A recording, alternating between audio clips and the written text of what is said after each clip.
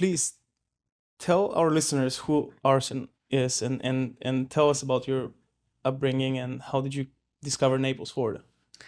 Well, my life takes me back to the former communist Soviet Union, which is where I was born.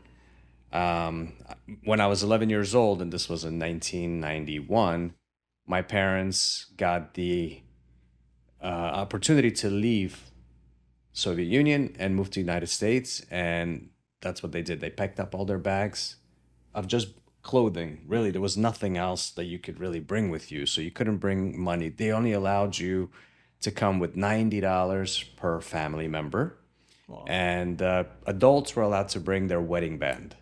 That's the only wealth you could bring. So if you had a, not that anybody did, but let's say you had a Rolex, you'd have to leave that. My little sister, she was 5 years old at the time. She had tiny little gold earrings on her ears. They took them off in customs before we were allowed to leave Soviet Union.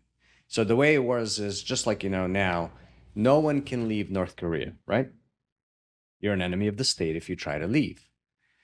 But finally, because of Ronald Reagan, who came to Gorbachev in the late 80s and said, hey, Mr. Gorbachev, tear down the wall. Remember the Berlin Wall that was there?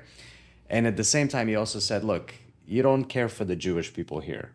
So why don't you let the Jewish people out? Because honestly, Jews were heavily discriminated against.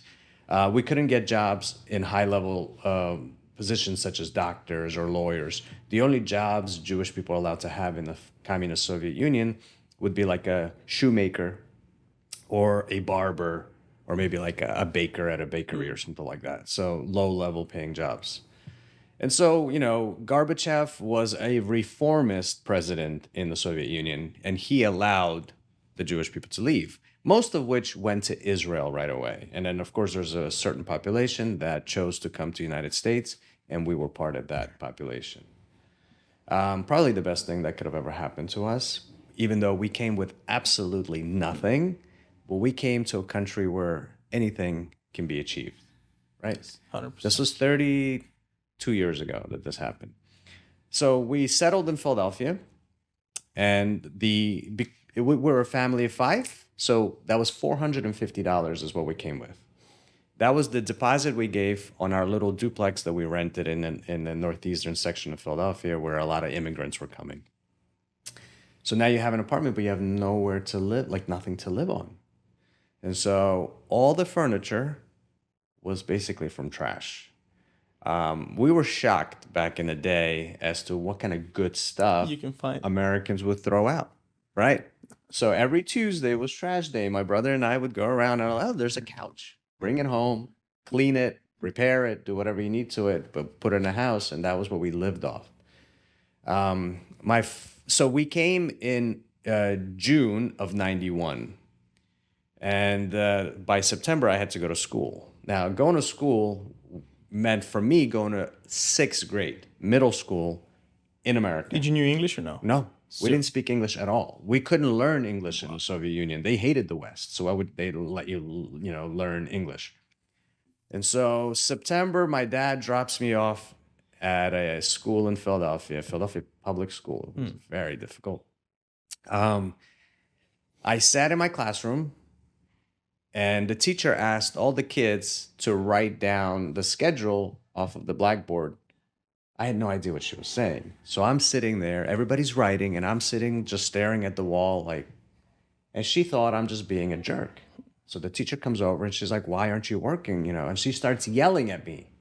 So imagine me, 11-year-old in a brand new school, in a whole new environment. I have no idea why this teacher is yelling at me. Everybody's looking at me, I just started crying. And then at that point, she realized that, okay, there's something wrong, and this kid probably doesn't speak English. So she took me to ESL. That's English as a second language. They had a little classroom where there was other immigrants just like myself.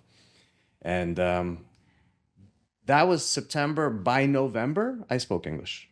That's how quickly kids learn, especially at the age of 11. And a year or two later, I was probably writing better essays than some of the kids that have been in that school since the beginning, right? So Amazing. that's the dedication. So going through all of that, I think my dad bought me a computer when I was about 12 or 13 years of age. This was pre-internet days. I became a computer nerd, just like I think any kid would be, because that was, you didn't have cell phones to play with. So all my video games were on a computer, and That was your best toy. I didn't have Nintendo or anything like that. My dad would never buy that for me. He bought me a computer thinking all I'd be doing is like coding stuff away, but I was playing video games without him knowing. Of course.